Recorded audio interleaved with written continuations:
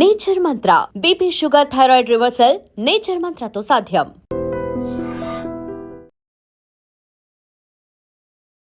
హైదరాబాద్లో దొంగతనాలు ఈ మధ్య కాలంలో చాలా పెద్ద ఎత్తున వింటున్నాం.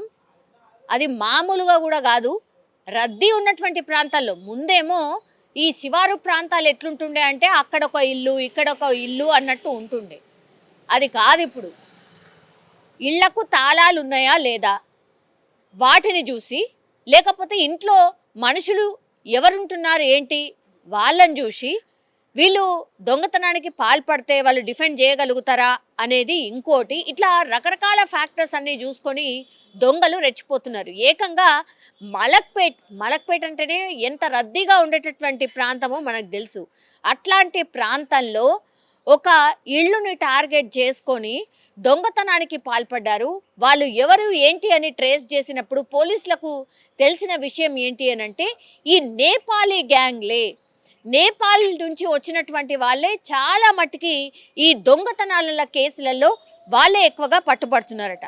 సో ఈ నేపాలీలు ఎవరైతే బతకడానికి మన దగ్గర వస్తున్నారో వాళ్ళు ఏకంగా ఏం చేస్తున్నారు అంటే ఫస్ట్ ఒక ఇంట్లో జాయిన్ అవుతారు. అంటే వాచ్మెన్ లాగానో లేకపోతే పనుల లాగానో జాయిన్ అవుతారు. మంచిగా ఉంటారు. ఓనర్లని పూర్తిగా ఎట్లా అంటే నమ్మకస్తుడులాగా మంచిగా వాళ్ళని మచ్చిక చేసుకుంటారు. ఆ తర్వాత నమ్మకం కుదుర్చుకుంటారు. ఆ తర్వాత వాళ్ళు అన్నీ చూసుకుంటారు. ఇంట్లో ఏమేమి ఉండొచ్చు, ఎంత దొరకచ్చు, ఇవన్నీ కూడా చూసుకుంటారు. చూసుకున్న తర్వాత ఒక మంచి రోజు ముహూర్తం చూసుకొని ఇట్లా దొంగతనాలకి పాల్పడుతున్నారు.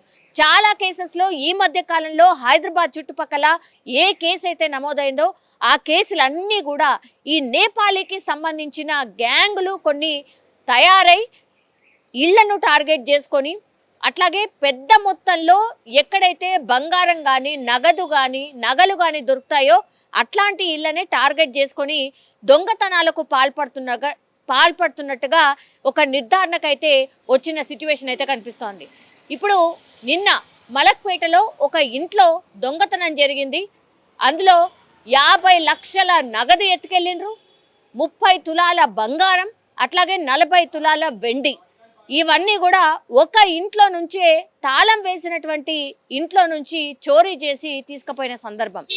ఇప్పుడు ఇక్కడ ట్రేస్ చేసిన సందర్భంలో నేపాలీ గ్యాంగ్ మీదనే ఇప్పుడు అనుమానం వ్యక్తం అవుతోంది. ఎందుకంటే గతంలో కూడా కూకట్పల్లి కేసు అనుకోండి, లేకపోతే మొన్న ఈ కుత్బుల్లాపూర్లో జరిగినటువంటి కేసు అనుకోండి, ఏ కేసులో అయినా సరే ఈ నేపాలీ గ్యాంగ్లే ఈ దొంగతనాలకు పాల్పడుతున్నట్టుగా పోలీసులు అయితే నిర్ధారణకు వచ్చిండ్రు. ఇప్పుడు ఒకటే హెచ్చరిస్తున్నారు, నేపాల్కి సంబంధించిన వాళ్ళు సంవత్సరంకి ఒకసారి మాత్రమే వాళ్ళ ఊర్లకు వెళ్తారు కాబట్టి, పనోళ్ళు దొరకడం చాలా కష్టమవుతుంది కాబట్టి, వాళ్ళు నమ్మకంగా ఉంటున్నారు కాబట్టి, బతకడానికి వచ్చిండ్రు కాబట్టి వాళ్ళకు భయం ఉంటుందనో ఇంకోటనో అనుకొని పనికి పెట్టుకుంటే వాళ్ళు ఇట్లా చంపడానికి కూడా వెనకాడకుండా ఇళ్ళని దోచుకుంటున్నారు. ఆ తర్వాత అడ్డొస్తే ఈవెన్ చంపడానికి కూడా వెనకాడట్లేదు.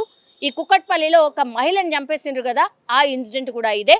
అక్కడ కూడా ఈ నేపాలీ గ్యాంగే ఈ ఆమెని హత్య చేసిన సందర్భం అయితే కనిపిస్తోంది.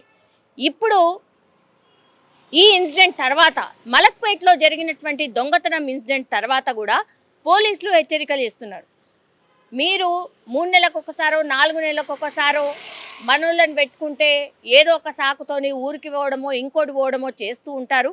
కాబట్టి కష్టమవుతుంది అని మన వాళ్ళని పనిలో పెట్టుకోకపోతే ఈ నేపాలీ గ్యాంగ్ అనుకోండి, లేకపోతే ఇంకో బీహారో ఇంకోటో అక్కడి నుంచి వచ్చిన వాళ్ళు సంవత్సరానికి ఒకటేసారి పోతారు కదా, హాలిడే ఎక్కువ పెట్టరు కదా అని అనుకుంటే మొదటికే మోసం అన్నట్టు. అంటే చంపడానికి దోచుకోవడానికి వాళ్ళు రెడీ ఉన్నట్టు లెక్క.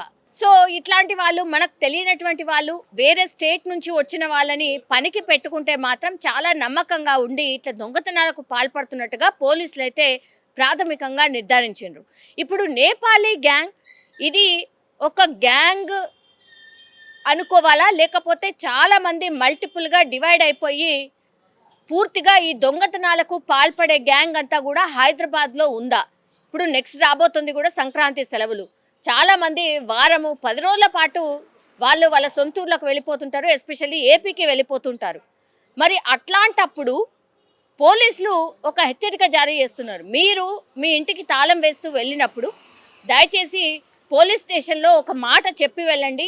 ఈ ఏరియాలో మేము ఇక్కడ ఉంటాం కాబట్టి ఇక్కడ మేము ఒక వారమో 10 రోజులు మేము ఉండట్లేదు అన్న మాట చెప్పి వెళ్ళండి. లేకపోతే పక్కన వాళ్ళో ఎదురింటి వాళ్ళో అట్లాంటి వాళ్ళకన్నా చెప్పి వెళ్ళండి. లేకపోతే ఇగో ఇట్లాంటి ఇన్సిడెంట్స్ చాలా అయితే జరుగుతున్నాయి కాబట్టి జాగ్రత్తగా ఉండండి. ఒకటి, తర్వాత వేరే ప్రాంతం నుంచి వచ్చిన వాళ్ళు చాలా బాగా ఉంటారు, తక్కువకే మనకు వస్తారు, పని చేసి పెడతారు, సంవత్సరంకి ఒకసారి వెళ్తారు అన్నటువంటి ఊహల్లో ఉంటే మాత్రం ఇగో ఇట్లాంటి గ్యాంగ్లే ఎక్కువగా ఉన్నాయి. దోపిడీకి ఏమాత్రం కూడా వెనకాడకుండా, చంపడానికి కూడా ఏమాత్రం వెనకాడకుండా సిటీలో ఇట్లాంటి గ్యాంగ్లే ఎక్కువగా ఉన్నట్టుగా పోలీసులు అయితే హెచ్చరికలు జారీ చేస్తున్నారు. నేను అందరి గురించి అనట్లేదు, కొంతమంది మాత్రం పక్కాగా ఒక నమ్మకం ఏర్పరచుకున్న తర్వాత ఇదే వాటికి పాల్పడుతున్నట్టుగా పోలీసులు అయితే చెప్తున్నటువంటి మాట. ఇప్పుడు మలక్పేటలో కూడా అట్లాంటి ఇన్సిడెంటే జరిగింది. అండ్ పోలీసులు కూడా నేపాలీ గ్యాంగ్ వాళ్ళే ఈ దొంగతనాలకు పాల్పడినట్టుగా పోలీసులు అయితే ఒక నిర్ధారణకు వచ్చిండ్రు.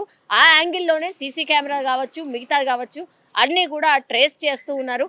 అతి త్వరలోనే దొంగల్ని పట్టుకుంటాము అన్నటువంటి మాట అయితే చెప్తున్నారు. సో దయచేసి జాగ్రత్తగా ఉండాల్సిందే. వేరే ప్రాంతాల నుంచి వచ్చిన వాళ్ళని అంత ఈజీగా నమ్మకండి అన్నటువంటి మాట అయితే పోలీసులు చెప్తున్నారు. నిజంగా ప్రస్తుతం ఉన్నటువంటి సమాజం దేనికి ప్రయారిటీ ఇస్తుంది?